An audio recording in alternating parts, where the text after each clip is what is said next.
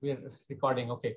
I think we will start in I think it's already 3 o'clock. So, and since you are also rushed, so we will not wait for any delay. Sure. So let me start. And today for the next Zero lecture series, we have invited Mr. Vinod Sharma. I'm sure most of you who are here have met him earlier also in our first meeting where he was there also. And we learned quite a few things. And then on basically nudging of Professor Tanuja, I decided that maybe we can call you again for a more in-depth understanding of how you have kind of made huge change and strides in the industry and also for Deki, both. And how Deki is basically enhancing its frontiers in terms of technology and all, and also using the people who are creating the technology. That's the basic point we thought in this center, which is what we are guided towards, how you involve people, making it human, and at the same time, making it innovative. And also, your company has been pioneering in many ways, and also a lot of new fields which you are getting into. So I will not take any more time. I'll just give it to you quickly to Tanuja for quickly taking us through, and then I'll come back in a few minutes. Tanuja, it's up to you. Thank you, Sunil. And Vinodji, if I have your permission and if I have permission of others here, I would just take 5 minutes to quickly share some slides, which will give you the idea of our journey we have undertaken from inauguration onwards, where you were very, very present. So to our present audience, I must share that Vinodji is also one of the advisory council members. And thank you so much for that. So I'll just share the set of slides.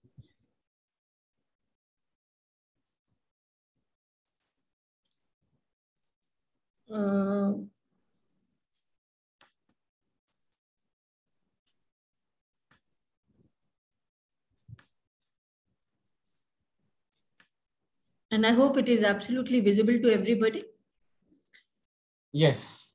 So in this current absolutely dominating business citizenship of the globe, we equally are suffering from the ethical crisis. Greed has no boundaries, and very few people and very few entrepreneurs actually can stop the temptation to do more at the cost of nature, people, and the earth especially. And in such scenarios, still there are like-minded people, who really believe that we have to make some efforts and we need to be sustainable. And Vinodji is, of course, one of them. And that's why, we really want him to share his own journey. So with this collective vision of making the world a better place, building a better world, to be precise, some like-minded people in MDI, many of them are present today, came together. We got an opportunity to come out with the Center of Excellence, Center for Ethics, ESG Initiatives, and Responsible Organization. And as we can see, the three-pronged focus was research, because we are an academic and research institution, advocacy, because we need to make impact on the ground, and capacity and capability building, to learn better, train better, so that, differences can happen. We have the core members here, you could see, and one external member also from Terry, Jayati, has been a party to us. Advisory panel, we can see Vinodji here, and the focus here was to have people from different zones, different verticals, and variation is possible in the center activity from research to the capacity building. So we have ESG initiative expert from Deloitte, represented by Anubhav. We have a workers' interest and global labor wage code and labor organizations, where focus. So Professor Shyam Sundar from Excel. We have, instead of, introducing all, I'll just say in the summary, because I do not want to take too much time. People, capital, culture, then inclusion, women, and other inclusions. Of course, we have, the most marginalized section also in the mind, and in due course, we will be there. Sharda, if I talk about, it's more of an integrative energy work. Then ethics, CSR focus from Tanushree. Sage publication, Vivekji, came out with the need for publication, which we are into, and Vinodji. And we are going to have more from Vinodji today. Thank you for accepting our invitation. The day one of inauguration actually saw very good pointers, which we have shared with the members. And day one itself, 121 members became a part of the center. Thank you so much for that, because that makes the center what it is. Today also, we have more presence, and in case you get interested, just write to us. We would be delighted to have you as a member, and then possibly think more together to make the world a better place to live. Very quickly, some baby steps, because inception happened, conceiving, I would say, happened in September, and the birth happened in October 2021. So in a very short time, we did some activities depending on the members' initiatives, and post-inauguration, which was really a successful event and gave us a lot of hope for the future for the center. We also wanted to imprint students. So we had a video contest. There are some snapshots I'll show. Then, there was a SDG 12 deliberation, which Professor Rupmanjari took over, and it was a very beautiful demonstration-based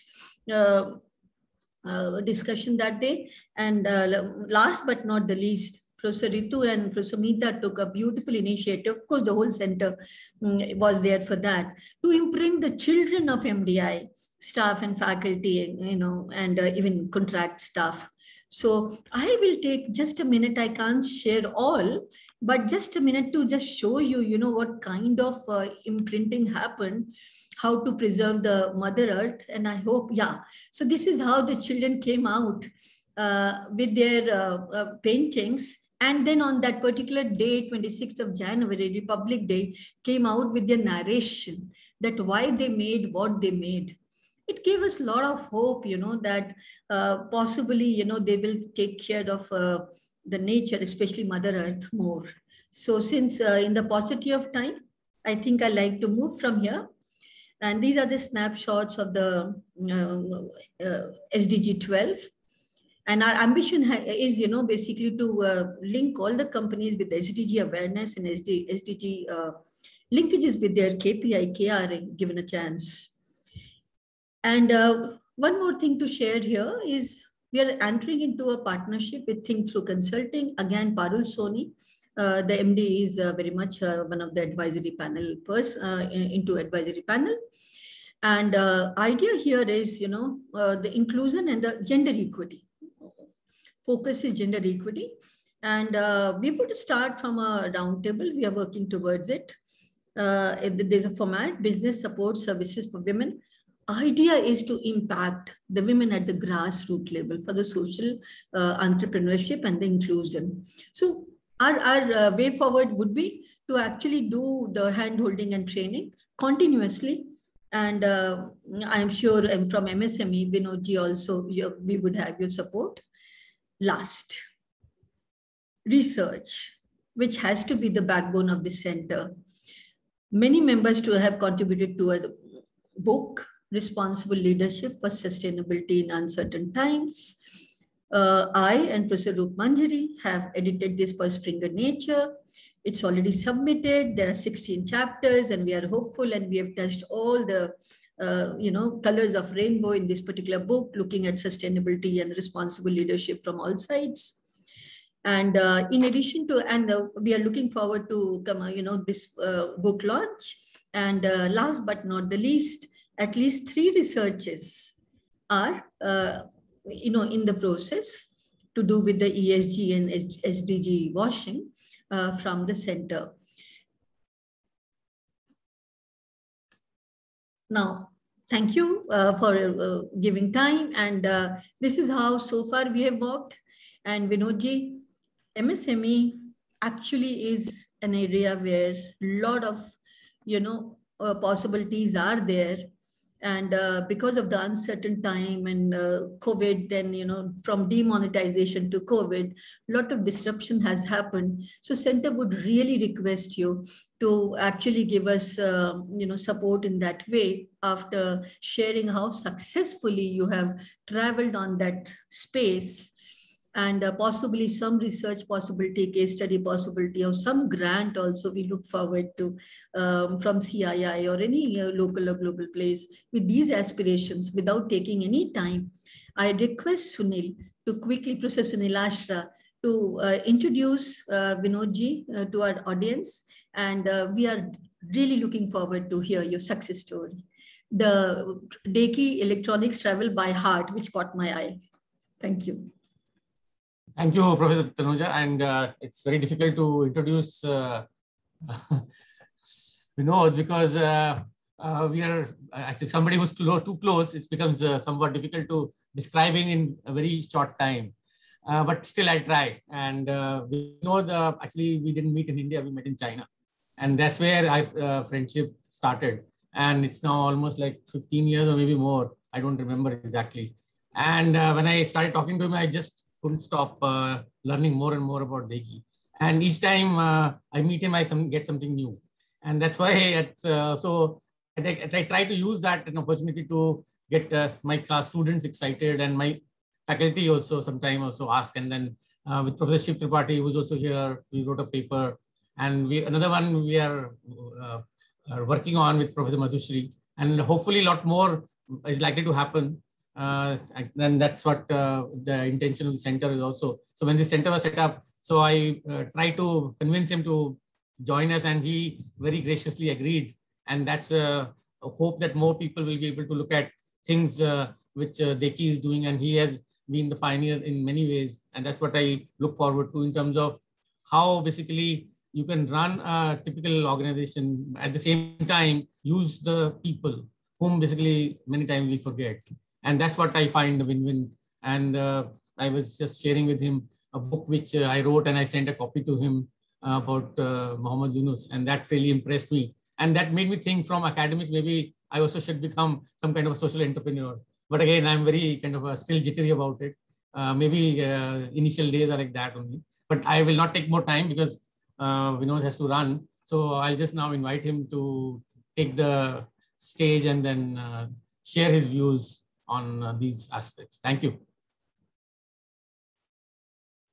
Thanks so much, Professor Tanujaji and Sunilji.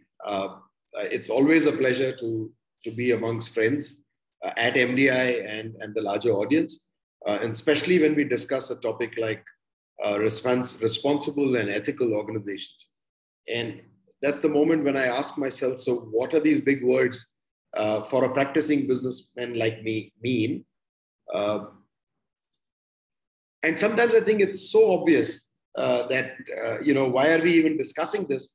But unfortunately, we live in times, as they say in the Hindu thing, Kaliyug, that we have to even discuss these things. And what I mean by that is, sometimes it's so simple to me. Ethics is, what's on my heart should be in my mind, should be on my tongue, and should be in my actions.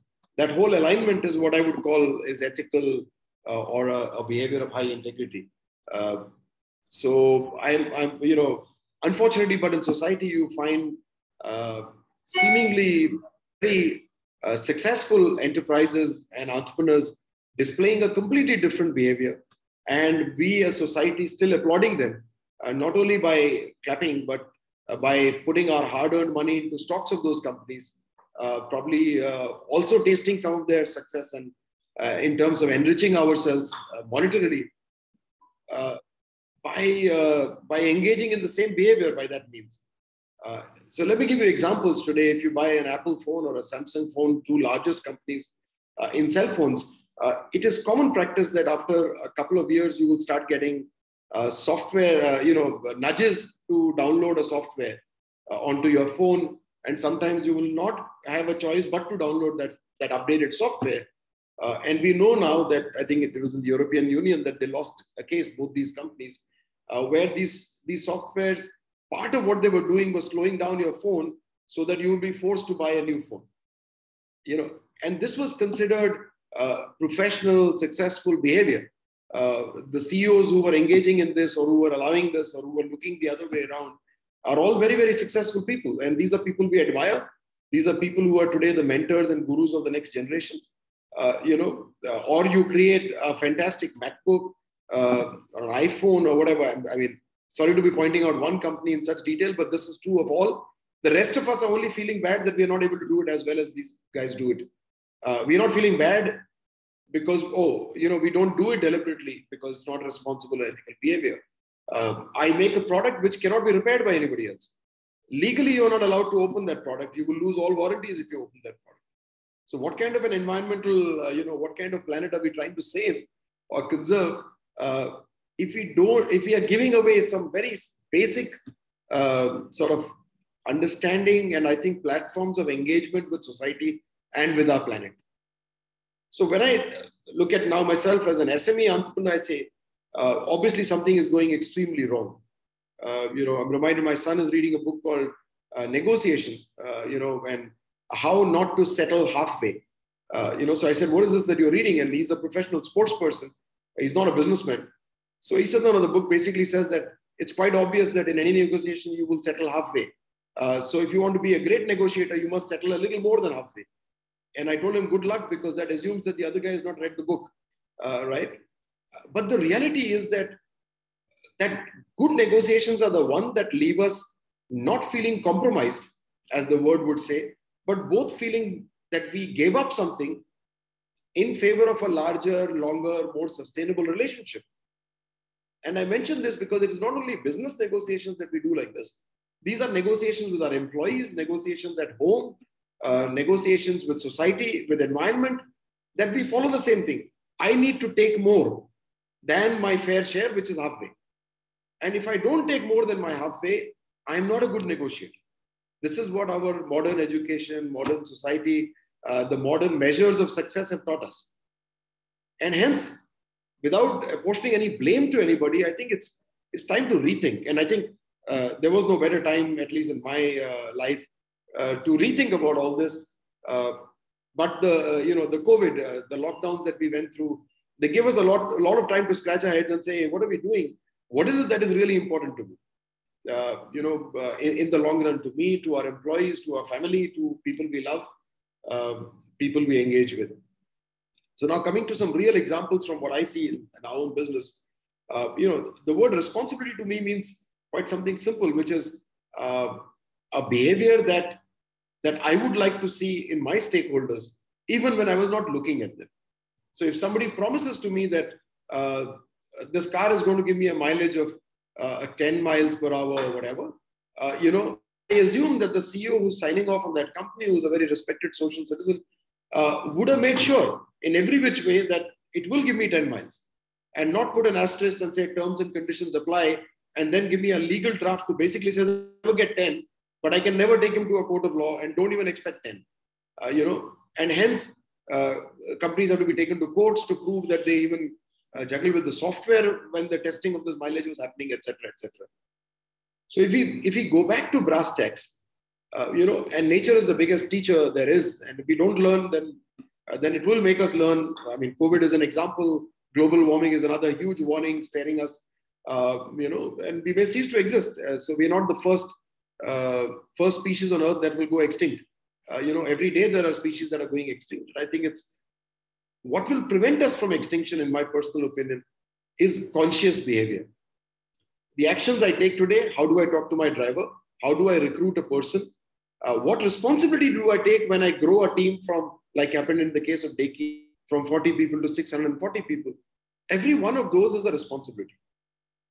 If, God forbid, there comes a time that I don't have enough of a market to sell my capacitors and other products in, I might come to this very unfortunate time as a CEO where I'll have to say, okay, sorry, but pink slips are going to be given out. Some people will be asked to go. But what kind of a shameless, audacious behavior will get me to a point where I can fire 1,000 people on a Zoom call like this and then feel very proud of the fact that, I have the emotional bandwidth to fire 1,000 people and still have a drink in the evening. So to me, responsible behavior means that every time I hire somebody, I take on a responsibility of one family.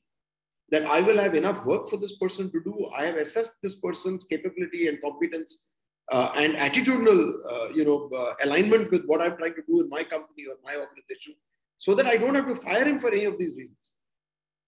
But 3 months down the line, a head of department will come to me and say, we hired this guy, I don't like him anymore, let's fire him now. Am I going to at least encouraging a behavior saying, Mr. HOD, do you at least now recognize that you failed? You failed as a supervisor because you were part of that interview committee that took this guy in. And now that you took this person in, you and I have to live with this mistake for another 3 months. But during these 3 months, we will do a tripartite agreement. We will talk to the candidate. We will tell him why we are not happy, why we think we made a mistake, and hence how he is going to prove us wrong that we didn't make this mistake. So whether it's in recruitment, it's in what I promised to my customer. So I'll give you a very simple example. When I started, this is way back in 93, my first customer, BPL in those days, were making these televisions. And even before I joined the company, when I interviewed this guy, one of the BPL purchase heads, he said, your company is great, but one thing they do is I use 32 capacitors in a television together as a kit. But your guys, for some reason, give me 29, 30, whatever. They never give me the whole kit. And then every time I call them, they say, where is the money for the other 28 that we already gave you? So can you please send us the check over, and we are working on the other 2 or 3 pieces, we'll send it to you. And so I said, hey, what is going on? This customer, basically, his need is not satisfied till he doesn't get all 32 capacitors together. He cannot make a television. He can't ship it out. So a simple concept like giving him a capacitor in a kit, which means that either all 32 will be delivered to him together or none at all, was very difficult for me to even negotiate with my own team. Because again, the whole negotiation was on the point of view, we will hold some capacitors, get our money on time, then give these capacitors. And so I made a very simple deal with BPL. I said, you know what, from now on, you will only get 32 into the number of televisions you're making every month or every week. Whatever your promise is on a particular day, you're supposed to pay me. Then it's your turn to keep that promise. If you keep the promise, you will again get 32,000 wonderful capacitors working brilliantly, or you will get none at all. But you will not get 28,000 or waiting for 4,000, and all this is not going to happen. And just with something as simple as that, we introduced for the first time this whole concept of kitted components in the electronic industry. On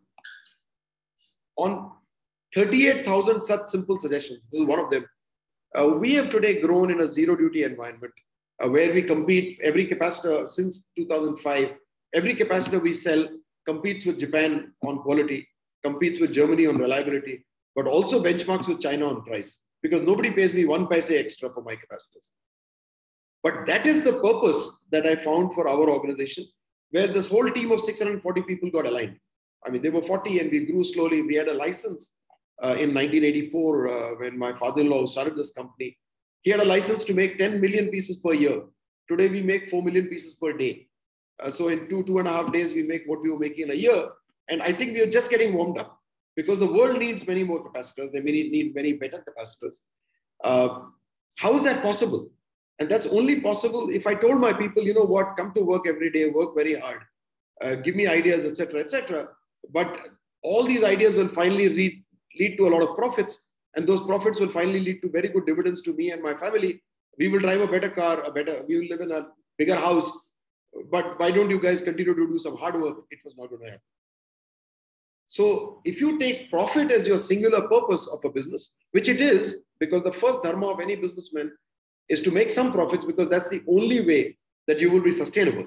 I mean, after all, whoever has given me the capital, whether it's family or friends or the capital market, they give me a capital because they believe that I will give them a better return than anybody else. And that's why they're parking the money with me. But if I thought that that was the only purpose, what I was going to do with this money, that's very short-lived, very short-term, and there are no guarantees that that will happen. However, for example, if we move that needle from this profit to another P, which is purpose. In our case, I told people, look, there are guys fighting on the Chinese Galwan Valley and losing their lives so that people cannot cross over, cannot shed an evil eye on our country. Save us and protect us and let us sleep peacefully. If those guys are willing to do that, what is my responsibility as a maker of capacitors, as an example? Or today we have a company that makes EV chargers, electric vehicle chargers. The least that people expect is that my charger is going to charge the battery in a safe way. All these two-wheeler explosions that you are hearing every day, at least the people who are making those two-wheelers or those batteries or those chargers, are they ashamed of what they're doing or not? Are they still putting up, you mentioned ESG washing. Are they still putting up on their website a very nice thing saying, we are a green company, we are a responsible company, we are recently awarded by XYZ award. But by the way, let's hide the fact that 2 of our two-wheelers just blew up and killed some 4 people. So I think there is a responsibility in the products we give, in what we speak and put on our websites, how we engage with our own employees, how we engage with our suppliers. I mean, it's a simple contract with a supplier. You will provide me, and I have millions of checks that the raw material that's coming to me is of a certain quality, certain price, delivery times, etc. I have only one promise. Hey, I will pay you on the time that I promised you to pay. How many companies are willing to stand by that? Today, you need the government of India to make an SSI law saying if you don't pay in 45 days, you will be reporting it. So everything is becoming reporting. I mean, these are crazy times we live in, where CSR, the fact that I will do something that they call philanthropy, has to be mandated. If I don't do it, you will send inspectors after me. In fact, it is a criminal offense if I don't do that. I hope that will change soon. If we lived in a reasonably ethical, responsible society, if we kept it very simple, because nature is very simple. And if we learn from nature, and this is one of my favorite sayings, I read a little bit. So you look at a mango tree, it doesn't consume the mangoes itself. Nothing in nature actually lives for itself. While providing mangoes to us, there is some propagation that happens. Some people take care of the tree. Somebody might water it, or nature will take care of it. And it has only one thing in its nature, is to give. We human beings are the only ones who have made a complete science and art out of taking. Every conference you will assume, every time I'll step into an office, every conversation I will have, top of the mind is, what am I going to get out of this? What is in it for me? And now that's not the way a sustainable society can work. If you just reverse that and I say, okay, you invited me to this conference, what can I give? I'm doing exactly the same thing, but there's just that little gear shift in my mind. Can I give you examples that will be useful to you? Can I engage with you in a way that you get value out of it? And will those examples further lead, and you will further teach students and society at large, that will give us the society that we're looking for. And then a lot of this mandated, regulatory, ease of doing business, all these vicious cycles that we got ourselves into, a society that just doesn't trust each other. Checks can get bounced in this society. While on ease of doing business, and Mr. Modi is very fond of saying how we went from 150 to 50 something. That's great. But on something like enforcing contracts, our country is still at 135, just next to Nigeria, I think. What does that speak of us as a society? It's like saying, I'm this great guy and give you all these things, and at the end, like the dialogue from Sholay, you say, but wo kabhi kabhi jhoot bhi bolta hai. So this is what we are doing today as organizations. We are this great, large organization, responsible, environmentally friendly. But by the way, there are terms and conditions that apply, and everything I said might be a big lie. But you can't catch me because my lawyers have drafted this fantastic policy. So I think it's time for us to shed that. How we did that at Deki, and I'll spend 5 minutes on that, was something very simple. I'm not a very intelligent person. I'm not even an engineer. So I lean very heavily on my team. And I always found that in this wonderful land called India, you could always find somebody.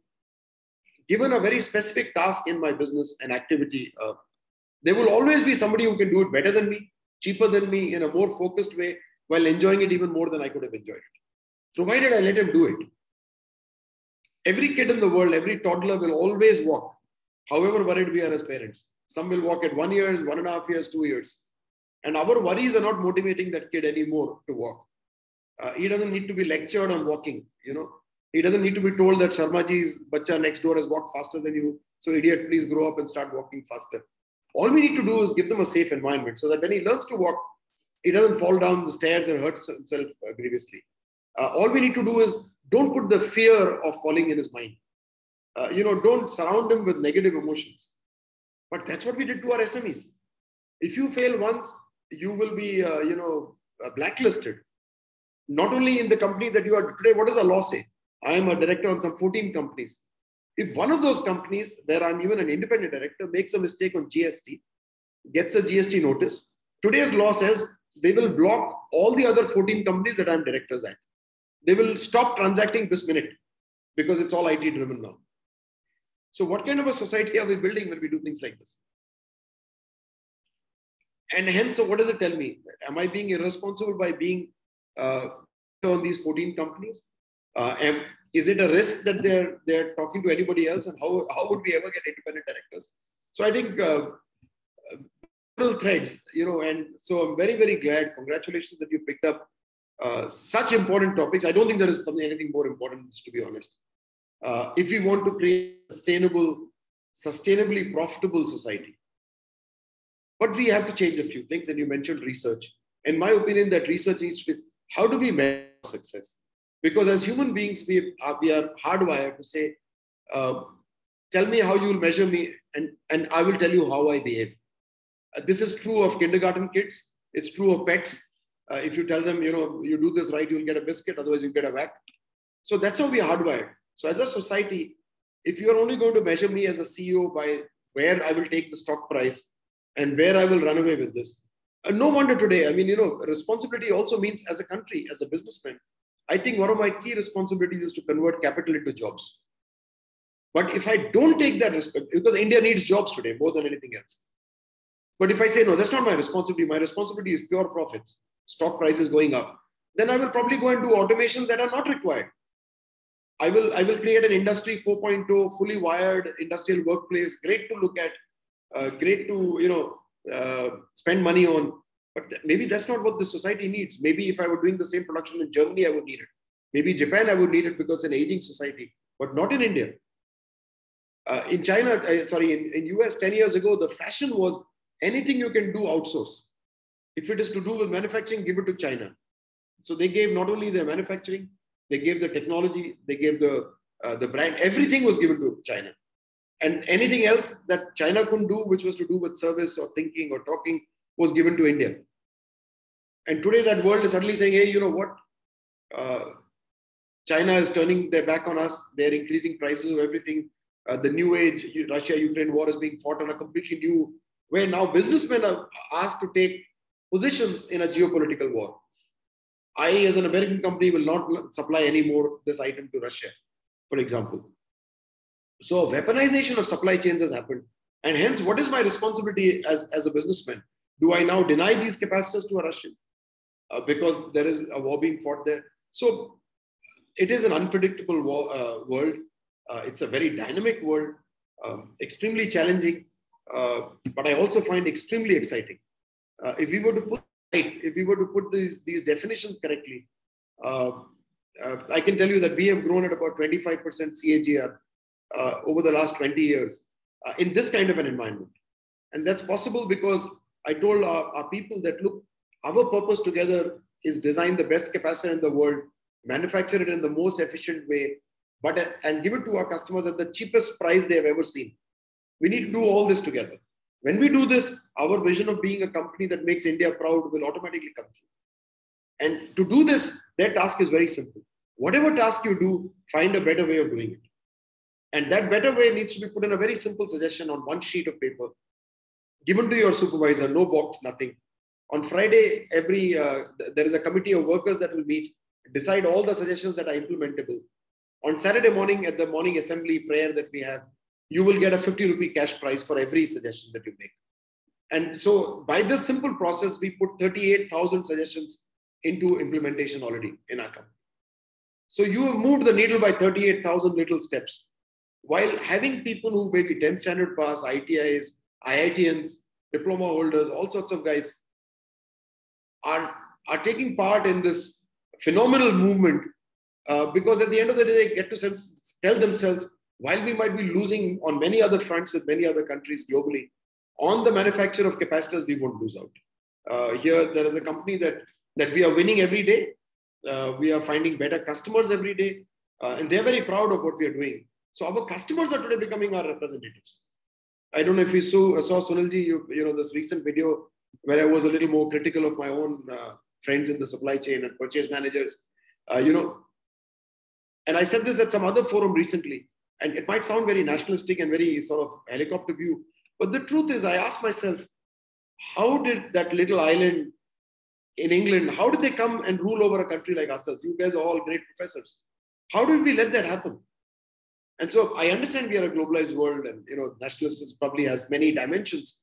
But what I do know is that when I'm born on this land, I may not have the fitrat of being a Bhagat Singh, but at least I shouldn't be a Jaychand. I shouldn't be a digging hole in my own thing and betraying my own industry, my segment, the manufacturing setup that I stand for. Because if I were to only make profits, I can quite easily become a trader.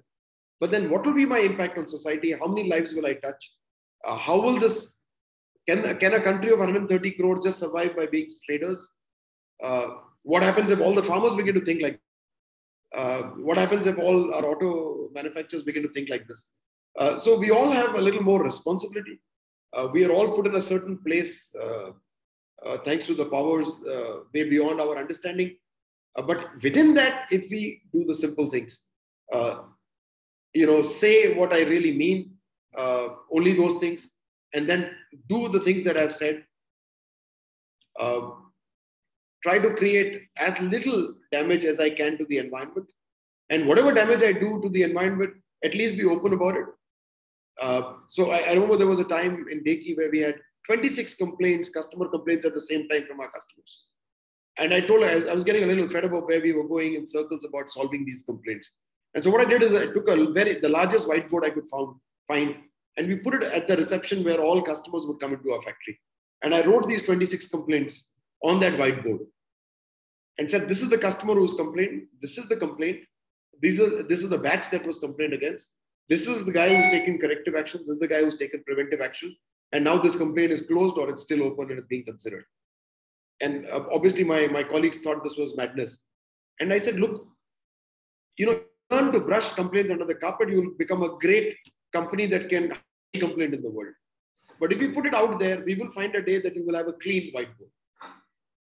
And the same, I think, is my opinion about ESG targets.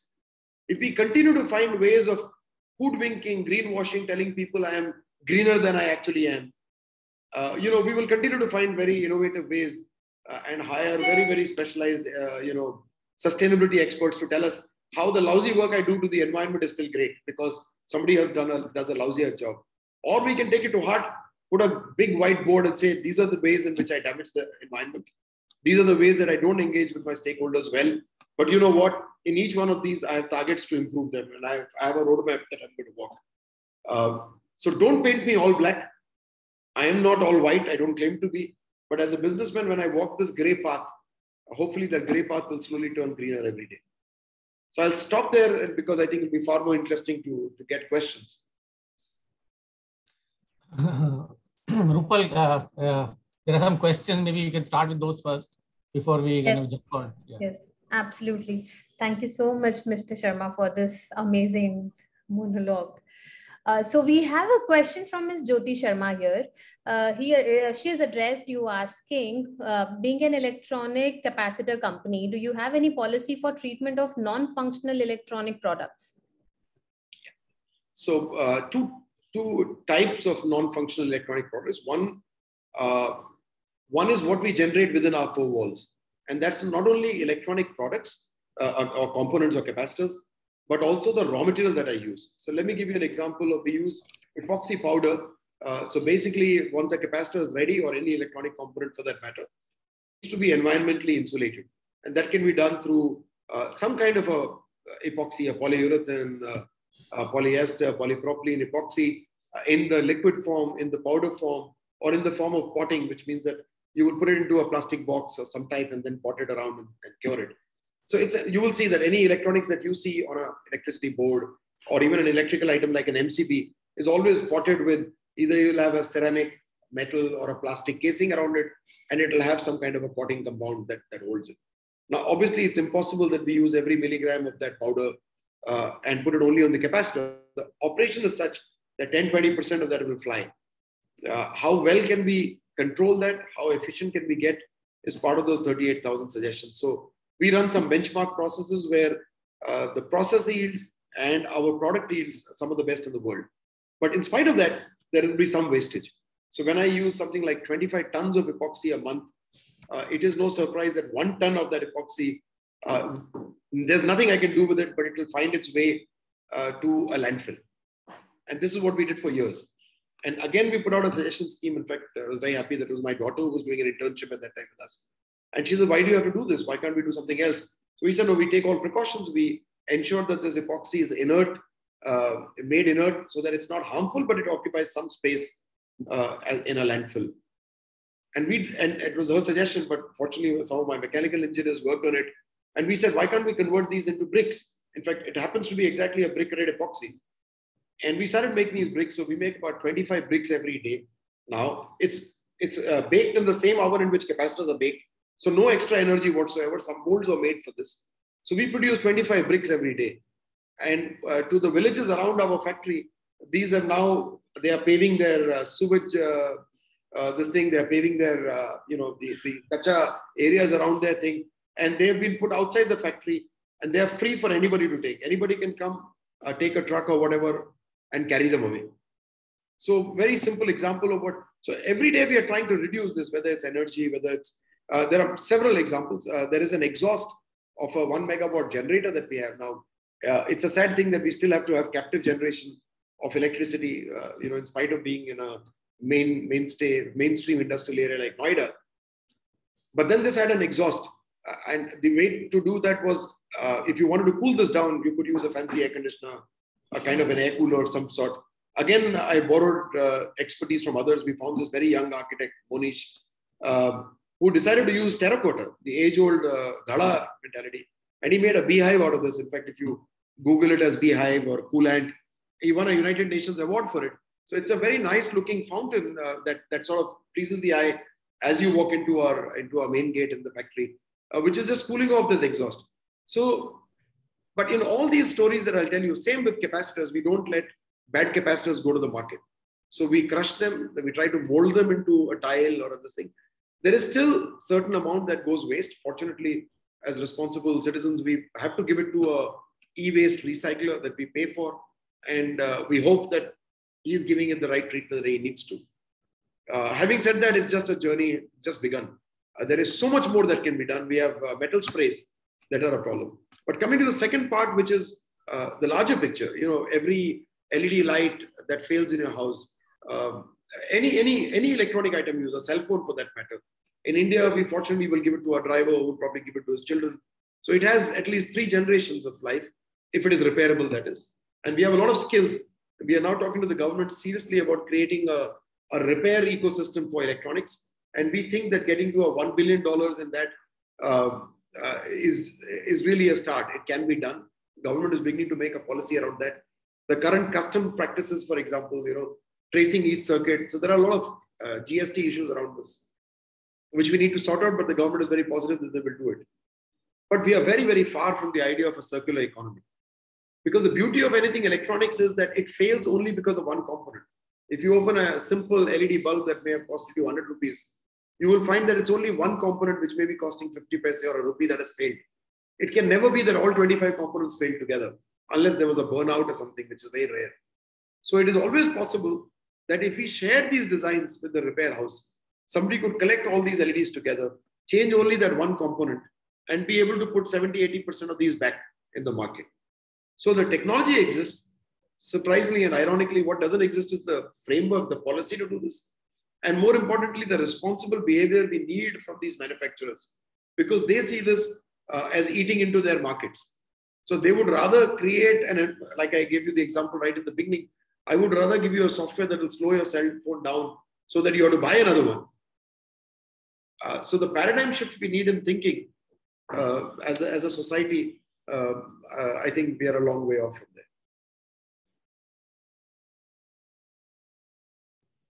Great. I hope, Ms. Jyoti Sharma, that answers your question. We have a follow-up question from Jyoti, but I think because of the paucity of time, I'd like to move on to the next question. So Professor Rupa Manjari has asked that, CSR mandate in India has been, it's been made for many organizations, and yet greenwashing persists.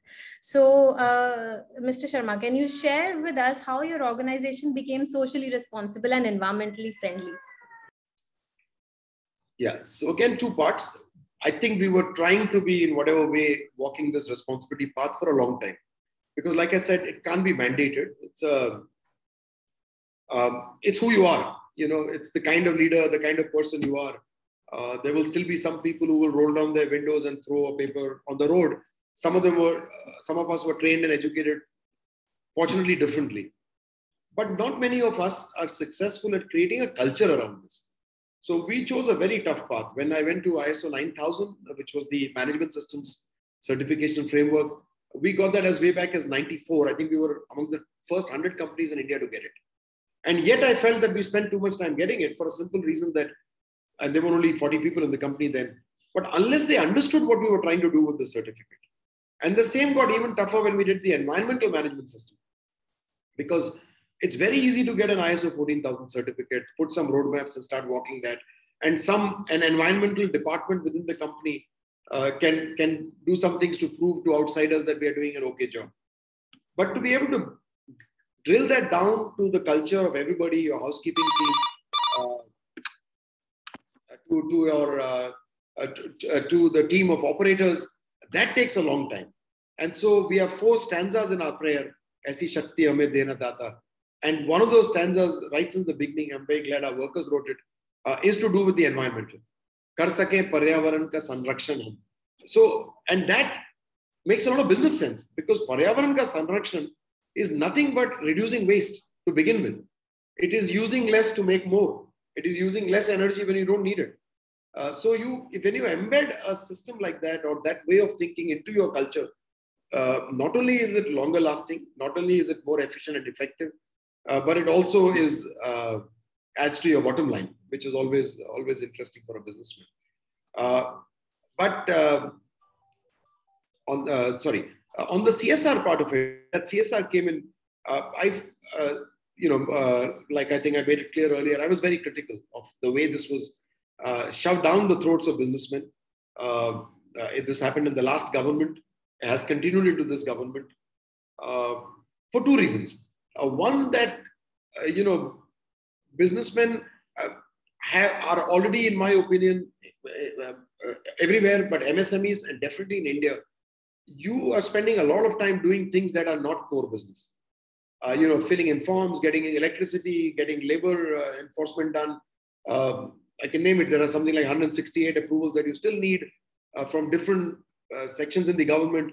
And yet anybody who's in the government will very proudly tell you over a drink in the evening that, there is no company in this country where I can't go and find a problem or can't find a fault.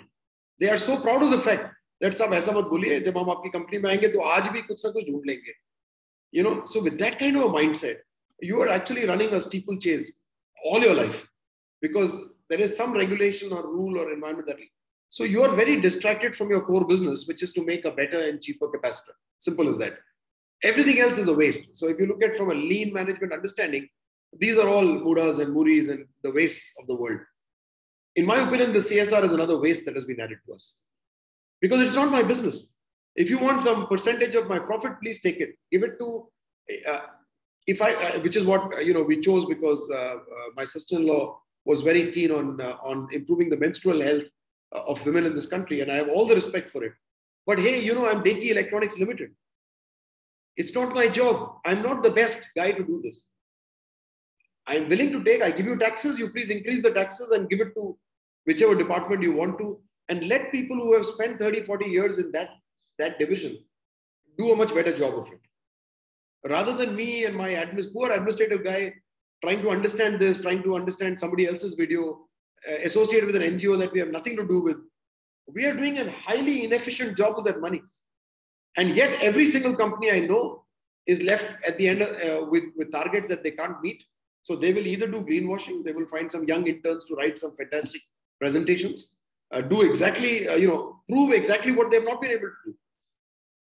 And then the CA or the company secretary will say, you know what, sir, you're still short of 1 crore of spending. You have no choice. Now you please sign a check to the Prime Minister Relief Fund because that's the only place you will not be asked any questions.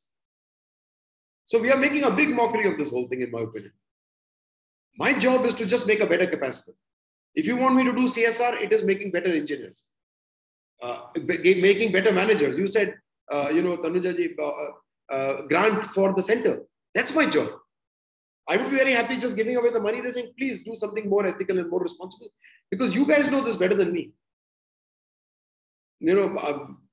don't ask me as a businessman to pretend to be a better businessman, a better employer, a better environmentalist, and now a better expert on menstrual hygiene. I'm not. So that's where we are going wrong in my opinion. Thank you. That was a very thought-provoking and yet sensible thought, I would say. So we move on to Dr. Suresh Reddy's question, and this is a very, very interesting one. So while you are recruiting the team members, what capabilities and personality traits you see in them, and how do you mold them towards organizational goals? Very good one. So the disclaimer is that I made many mistakes in this aspect. So I'm not an expert, but slowly we've learned. And what I've learned is this, that the organizations are nothing but cultural people put together on a cultural platform. And the one thing that I'm looking for people now is, do they have that cultural fit or not? So our culture, for example, in Deki, I mean, we have some nice sayings, but I won't use those. Is basically say we are transparent. Our profit and loss statement is shared with our entire team. People even in the housekeeping are trained in reading a profit and loss statement. Why? Because you're playing a fantastic game with us. This game, any game in the world, and my favorite example always is football, is only enjoyable because everybody in the team knows, whether I'm a goalie or a center forward, I know whether we are winning or losing because I have an eye on the goal. And life is so simple. If it's 5-4 and I'm at 4, I'm losing. I need to do something more. And that simple scoreboard of 5-4 when I'm at 4 tells me I need to either score a goal or defend at least more from happening. So if all the 11 players in the team know what their task is. But in the management of organizations, we have all learned and we said, you know what, we are going to hide the scoreboard. Nobody's supposed to know what the profits are because that's only C-suite. So imagine that a security guard walks into the accounts office and says, can you tell me what was our profit last month? He will be shooed away in 99.9% of the organizations, saying it's none of your business, go and guard the gate. But in my opinion, he contributes to this. And if we don't allow him to contribute to the profitability of my organization, it's my loss. It's like having a goalie who doesn't know that his job is to defend the goal. So we all have roles to be played out. So transparency is a very important part of what we're looking for. But we will obviously find some fantastic CA, some CFO who's done very well for some other organization. But he's hardwired to believe that, no, information should be strictly on a need to know basis. So that is what I look for in these people when I interview them. And if I find he's hardwired and he's anything above 30, I know that I haven't been able to change very much since I was 30. So I'm not going to waste my time and energy, and I will politely decline that. So similarly, one of the only ways you can get fired in Deki, there are two ways. One is if you're caught being corrupt, which I'm glad we haven't found somebody for a long, long time. And the second is if you're abusive, even verbally abusive of any subordinate. You cannot use a harsh word with anybody in this company, you will be immediately thrown out. And that again, because I said, look, while we all believe some mein Haryana se hu, mere ko ye thoda bahut to maa behan ki gali dena aata hi hai, that's not going to work because this is a time to change. So in these four walls, that's not allowed. And again, we sometimes find people believe that, and this is not just because we don't want to be abusive, because I firmly believe, and I hope that my colleagues have begun to believe in all these years, that there is always a better way, and that better way is dialogue. You can set a stiff target, and a dialogue means that my subordinate can tell me, you're such a great guy, you're a great engineer, why don't you do it and show it to me? And that's not disrespect. He's challenging me to do exactly what I'm asking him to do. So what's wrong with that? So when you create a culture where people challenge each other as teams, you are going to be far more efficient. But there are some people who have spent too much time on the other side, who will say, no, this is disrespectful, or the only way I can shove a target down somebody's throat is by hammering it in. Those are people that we don't welcome. Having said that, from a technical standpoint, competence standpoint, of course, there are some simple tests we do, skill tests, etc. But more importantly, where they're coming from, how much time they've spent elsewhere. But we've been very fortunate. So I think the average age of employees in Deki, including HODs, is now about 17 years. So people don't leave us in a hurry. Sometimes I worry it's because we are too comfortable, I guess, but that's the way it is. That's really fantastic. And Rupal, so we have to ask you, Vinodji, there are one or two questions, but you did mention that you have to go for a meeting at 4 o'clock. Right. So should we be taking it or should we be passing it on to you? Another 5 minutes, if that's okay. Okay, perfect. So there are two questions, and then Professor Meeta Das Gupta on behalf of CIRO will take 2 minutes to thank you for such a wonderful engagement today. So you can take Achyut and Mr. Mishra's question. Mr. Mishra's, Group Captain Mishra's question possibly was answered partly. So you can read it, Rupal? Yes. Yes, ma'am. Thank you. So Achyut here asks, so this is regarding publicly listed companies. He's asking, converting capital to jobs and making a conscious decision to automate a little less in the name of reducing cost. Are such things possible in a publicly listed company? At the moment, the answer is unfortunately no, or I would say a doubtful yes. But having said that, around the world, we are now seeing that there is a shift in the quality of capital that's coming in. There are some funds that are only investing in more responsible, more ethical organizations. And like I said, make no mistake, in some company, automation might be absolutely the right thing to do. So I'm not saying create jobs in an inefficient way, because whatever we might talk about responsibility, a CEO's responsibility, an entrepreneur's responsibility, prime responsibility is to stay profitable, because nobody is going to fund an Air India forever, unless you are citizens of India, where you have no choice, but your taxpayers' money will fund it. So make no mistake, being responsible, our responsibility starts from being a good CEO, to be able to see the external environment, to see the trends in the market, to pick up the trends in technology and adopt to them in the best way that's possible for you. But while doing that, if you are still able to create responsible jobs, and not just that. So I always tell, who's the owner of Deki? It's not the shareholders. It's not the people who hold the maximum shares. It's those 40 people who created 640 jobs, 16 jobs each. And my ask from my 640 people today, when I talk to them, is the same. Create 16 jobs each. We will be a 10,000 people company. And so they don't have to be created only in making capacitors. There are millions of other things happening around the world, which are all electronics, which we have competence for. Provided I give them a platform, again, I go back to that, a cultural platform where innovation is thriving, where mistakes are not looked down upon, where you're not blacklisted because you made a big blunder, etc., etc. So I hope that answers your question. I hope that answers your question, Achyut. All right. So the last question from Group Captain Dr. S.N. Mishra. He's asking, the resources are finite. How effectively are you able to recycle and reuse the resources and encourage circular economy? You're right. The resources are definitely finite. And I think the realization that they're finite is a good start. Many of us spend resources just because we can pay for them. So this whole business of exchange of currency for water that I cannot create even a single drop of is a good example. And again, I will go back, and it doesn't sound like a very smart answer, but embedding the culture, in my opinion, is our best bet. So when I embedded this culture of environmental, let me take that one example. We don't use water in our process, but through these daily talks that we have at our prayer sessions, suggestion schemes, we started putting out the amount of water we use daily, and it was an appallingly large figure. And the largest usage was in our chillers that we use for air conditioning. They are water-based chillers, and so for 3 years, we haven't been able to do much. But now, when we are changing our air conditioning systems, everybody knows that whether the ROI allows it or not, we would like to go to chillers that don't use water. And those technologies are available.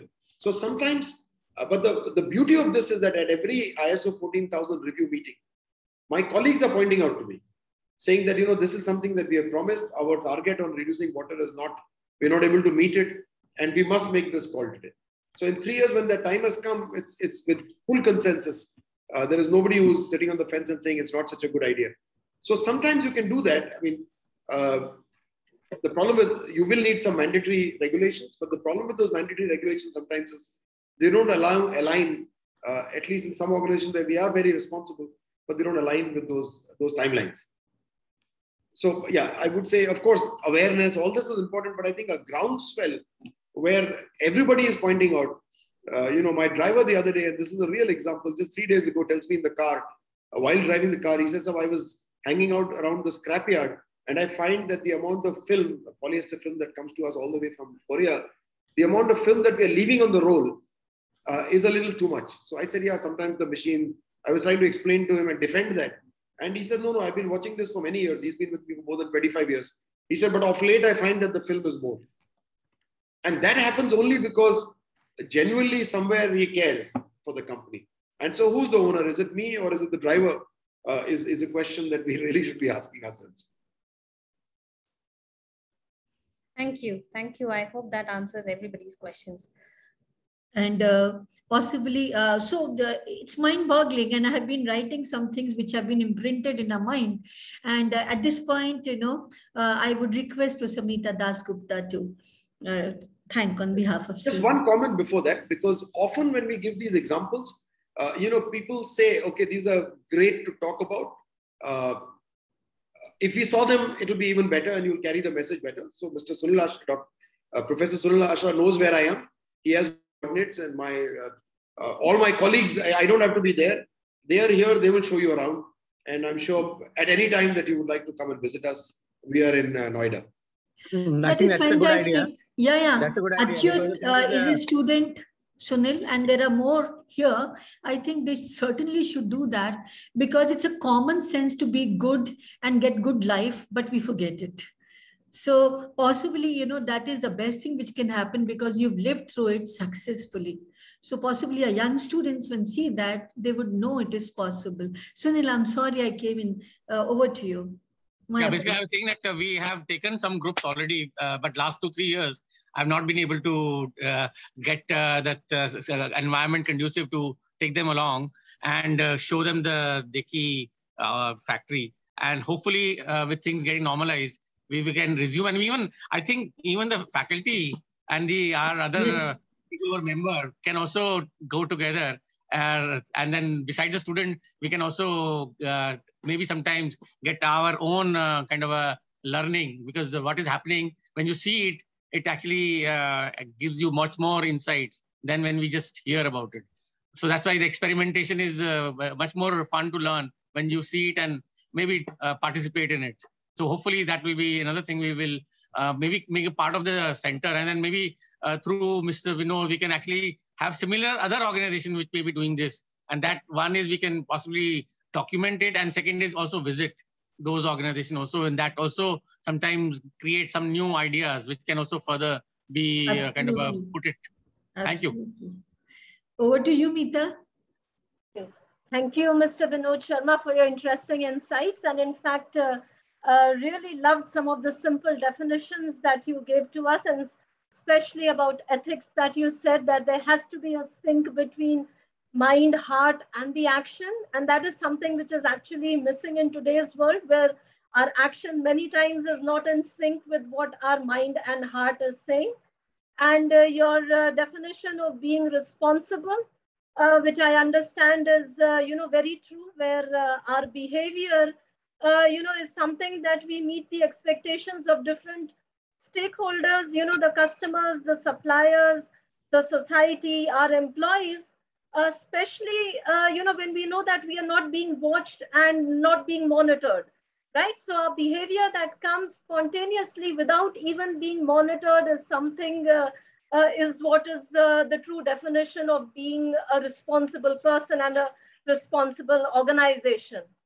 And you have given such interesting insights, which make us, which make us realize that it is, yes, possible to be profitable and at the same time be responsible towards the environment, towards the society, and towards our different stakeholders. One thing that really stuck to my mind is that one thing that we many times, believe in is that maybe the innovative ideas come from people who are working on the job. But like you told us, that innovative ideas can come from even people who are not working on the job. So as a responsible person, as a responsible employee, we need to be receptive to these ideas, from various quarters. And again, a very simple analogy that you drew between SME and a child, that's wonderful. we are very patient towards our children. We are very patient towards some of the faults that they perform. But then I think so we need to keep in mind that when we are grooming the SMEs, we need to have that kind of an approach and be patient towards the performance that they are showing. So very interesting insights, Mr. Vinod Sharma, and I, on behalf of CERO, really thank you for taking out time and sharing these insights and simple examples with all of us. And I thank the office, the center office, for coordinating all of this and making this event, happen. Otherwise, without their support, it would not have been possible. Thanks to you again, and thanks to all who attended this talk. Thank you very much. Thank you. You filled us with hope. We did not delay you for the meeting. Yes. Sorry. So you have filled us with hope, and building a better world is possible. Thank you. No, that is definitely possible. Yes. Thank you so much. Continue to do the wonderful work you're doing, and I will help in whatever way it's possible. Oh, we look forward to that. Thank you. Thank you. Sorry that I'm having to run today. I wish we had more time. But I'm aware of it. Yes, yes. And thank you, everyone. Thank you. Thank you, Sunil. Thank you. Bye-bye. Thanks. Bye. Thank you. Suresh ji, thank you. Acha, he's left. So I hope all of us really enjoyed today's session. Yeah, I think maybe we can have a follow-up session later on when it's more free. Yeah. Maybe when we go there and have a second offline session. I think yes. And it was very enriching, Sunil. It's beautiful. Now I know when you said, no structuring is required. He'll just come out with heart. Yeah. And I believe in it, but I was thinking, okay, can we? So anyone here wants to say anything before we exit out? Anyone, please? We are looking for ideas here also. Yeah, why not? Hi, Shiv. Anything? Hello. So nice session. I thought Mr. Vinod is coming, so I should also come. Good that you did that. Yeah, he has met him also a couple of times. We had written a case in that context. I was trying to convince him that this is something which is potentially needs to be documented. मेरी book में क्यों miss हो गया? This is the question. मेरी book कह रही हूँ हम सबकी book. वो कैसे miss हो गया? Dekhi को तो आना ही चाहिए. Technology. That's a technology bit. This part is still waiting to be written about.